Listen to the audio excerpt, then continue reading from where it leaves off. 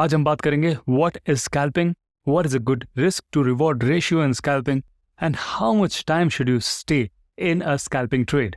So scalping basically is said to be as quick entry and quick exit strategy.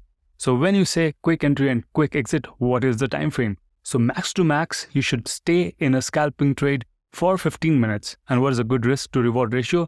That should be 1:1. And never do this one mistake that many traders do. You take a scalping trade, you take an entry into the scalping trade, और फिर आप decide करते हो नहीं, I will hold on to it. Never do that. Because when you entered into a scalping trade, you decided on the basis of 1 minute time frame, 1 minute chart patterns, and then when you change the duration of that, entire decision making should change. It should not stay the same. But when you move that logic to a smaller time frame and stay for a longer time frame decisioned trade, that's where everything goes wrong. It turns down on the opposite direction and what you are not expecting happens.